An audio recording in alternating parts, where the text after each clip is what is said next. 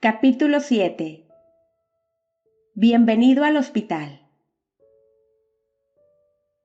Los siguientes días, al pasar frente al hospital, me preguntaba si debía entrar. En cada ocasión me paralizaba el nerviosismo, impidiéndome hacerlo. No podía dejar de pensar en ello. Tal vez no había descubierto gran cosa al hablar con la mujer en la parada del autobús, pero al menos ahora sabía que no era una broma. Al contrario, debía tratarse de algo muy serio. De eso estaba seguro. La prueba era ese imponente edificio gris que no lograba sacarme de la cabeza. Aquella podría ser la oportunidad para deshacerme de ese monstruoso mal que tantos estragos había causado en mi vida durante los últimos años. Siempre había pensado que la única forma de escapar de sus garras era trabajando con tesón para ganar más, pero quizás se trataba de algo más complicado que eso. ¿Cuánta gente sacrifica en el trabajo toda su existencia sin salir jamás de las mismas limitaciones y problemas? Una mañana tomé la determinación.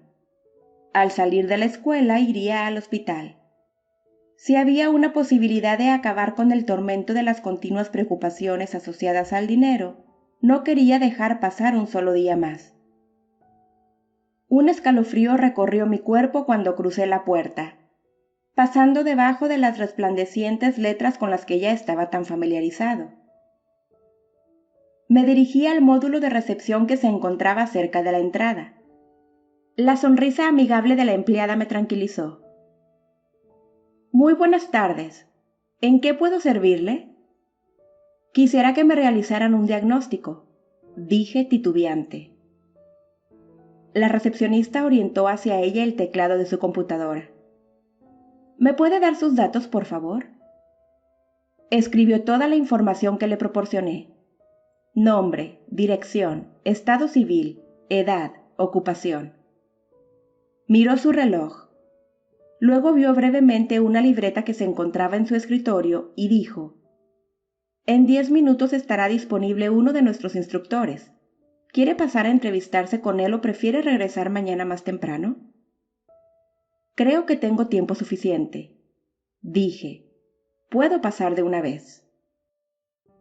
Ahí estaba yo, sentado en uno de esos cómodos sillones color café, en un pasillo del tercer piso, esperando que la puerta con el número 5 se abriera y alguien me llamara. En realidad el lugar no parecía un hospital. Era más bien como un edificio ejecutivo. Los muebles y la decoración habían sido elegidos con muy buen gusto. Por los pasillos transitaban personas pulcramente vestidas. La puerta se abrió. Una joven salió y se dirigió hacia las escaleras. Tras ella apareció un hombre alto, de bigote, que usaba grandes anteojos. Miró la hoja que tenía en la mano y pronunció mi nombre de pila en tono interrogativo. Yo asentí, poniéndome de pie. Con un ademán me invitó a pasar. Su expresión me inspiró confianza desde el primer momento. El cuarto era sencillo y acogedor. 2 grandes libreros, varios sillones individuales, un pequeño refrigerador. «Qué bueno que estás aquí», dijo al tiempo que yo me sentaba. «Mi nombre es Tony. ¿Quieres tomar algo?» «Solo agua, gracias». Sirvió agua en 2 vasos y me extendió uno de ellos junto con una servilleta. Luego se sentó en otro sillón cerca de mí. Comenzamos a platicar. Durante los primeros minutos me hizo algunas preguntas informales sobre mi familia, mi trabajo y algunos otros aspectos de mi vida. Luego llegó a la parte crucial. ¿Cómo fue que decidiste ingresar al hospital? Sé que este primer paso le resulta difícil a la mayoría de la gente. Le conté cómo me había inquietado la presencia del hospital desde los primeros días en mi nuevo trabajo. Le platiqué del día en que entré y vi el cartel. También le hablé de mi breve conversación con aquella señora en la parada del autobús. Le dije que ya estaba harto del malestar permanente que nos causaban a Edith y a mí los problemas económicos. Cuando terminé de narrar todo eso, no pude contener más mi curiosidad y pregunté: ¿es cierto que la pobreza es una enfermedad? En su rostro se esbozó una sonrisa. ¿Es cierto que el cáncer es una enfermedad?, preguntó a su vez. Claro que sí.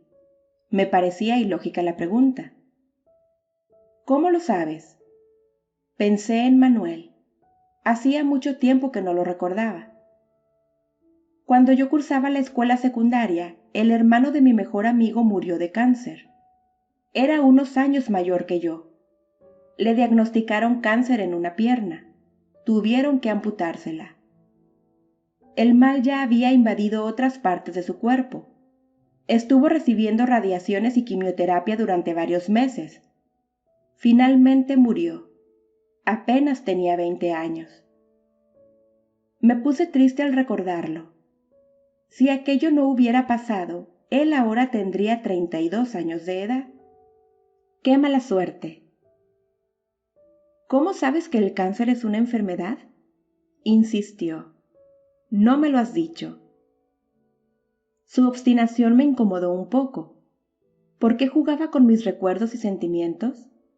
¿Creía que aquella muerte no me importaba? Yo lo conocía, era el hermano de mi mejor amigo. ¿Acaso no me había entendido? Era un joven inteligente y alegre. Su vida se marchitó demasiado rápido. Yo lo vi sufrir. Lo vi llorar de dolor y desesperación al ver cómo el destino le arrancaba de un tajo su juventud. Lo vi unos días antes de morir. Me quedé mirando al vacío. Aquel recuerdo me había vuelto a erizar la piel. Hubo un largo silencio. Me aclaré la garganta.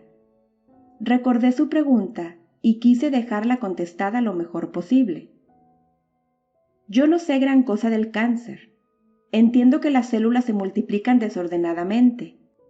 Ignoraba lo que estaba pasando dentro de su cuerpo, pero sabía que era una enfermedad porque podía ver cómo sufría y cómo se iba consumiendo. No podía llamar vida a los últimos meses de su existencia. ¿A cuánta gente has visto sufrir y angustiarse por culpa de la pobreza?, me cuestionó. ¿A cuántas personas se les escapa su niñez, su juventud, su vida entera por culpa de este mal? ¿Cuánta gente se consume lentamente por años interminables? ¿Cuánta gente vive en medio del dolor y la desesperación permanentes que provocan los problemas asociados al dinero? ¿Podrías llamar vida a ese tipo de existencia? ¿No crees que es igual o más temible que el cáncer? ¿Qué es lo que ha provocado más angustia, tensión, ansiedad y dolor a tu alrededor? ¿El cáncer o la pobreza? ¿Y en tu propia familia? Hizo una breve pausa, como dándome tiempo para pensar en todo eso. ¿Por qué crees que estás aquí? Guardé silencio. Me era difícil ver aquello como una enfermedad. ¿Cómo definirías una enfermedad?, preguntó. Lo pensé unos segundos. Diría que es un desorden en el funcionamiento normal del organismo, una alteración de la salud.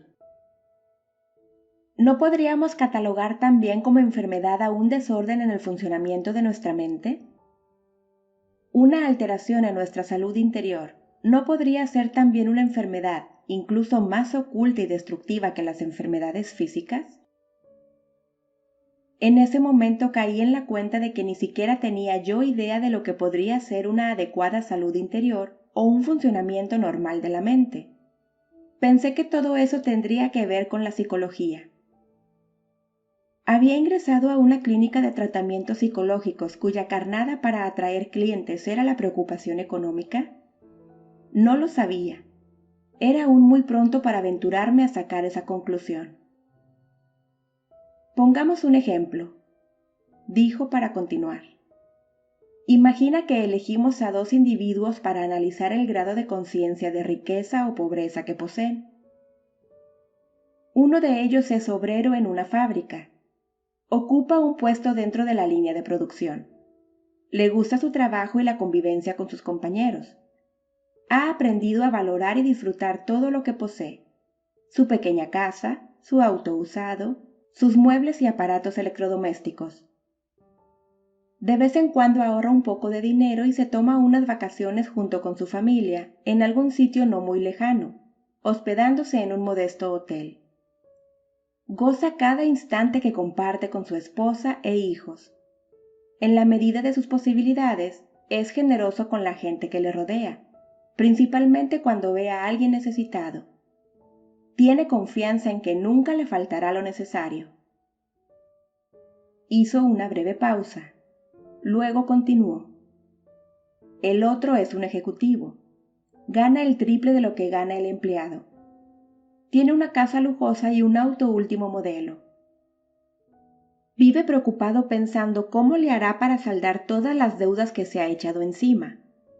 Los últimos pagos de su automóvil, las mensualidades de sus hijos en el colegio, la membresía del club, los finos trajes que compró a crédito, los excesivos gastos que realizó en su última salida al extranjero y que aún debe a la agencia de viajes, la motocicleta que quiere regalar a su hijo para el día de su cumpleaños.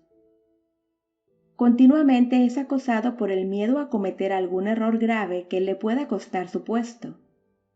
Siempre se está comparando con la gente que tiene más dinero. El ver a alguien con más bienes le hace sentir inferior. Odia que le pidan dinero, pues eso le recuerda sus presiones económicas. Su trabajo le provoca demasiadas tensiones. En realidad le disgusta, pero no cree que valga la pena correr el riesgo de renunciar para buscar uno que le satisfaga más.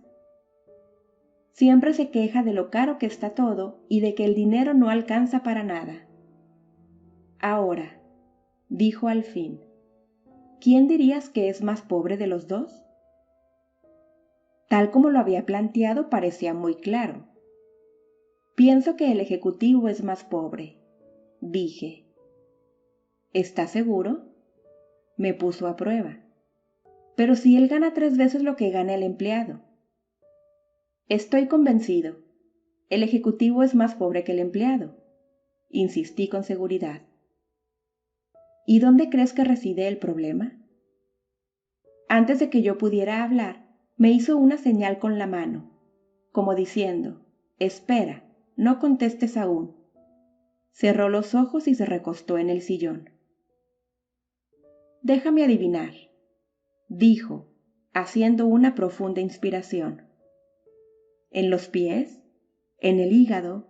¿En un músculo de la espalda? ¿En el pulmón derecho? Ya sé, en una vértebra cervical, ¿o no? Los dos echamos a reír. Aquello era evidente. El problema de la pobreza del ejecutivo era una cuestión mental. Vayamos solo un poco más lejos, prosiguió. ¿Cuándo y cómo surgió el problema? ¿Será que tuvo la mala suerte de nacer así? ¿Podría ser un castigo divino? ¿O depende de su signo del zodíaco? Tony se quedó mirándome, esperando escuchar mi hipótesis. Lo pensé unos instantes. Creo que tal vez tenga que ver con la forma en que fue educado y las experiencias que ha vivido, expliqué. Seguramente aprendió a ver las cosas así porque de esa manera las veían sus padres, sus hermanos, sus maestros, sus amigos o cualesquiera personas que le han rodeado a lo largo de su vida. ¿Crees tú que sus hijos verán las cosas de manera diferente cuando crezcan?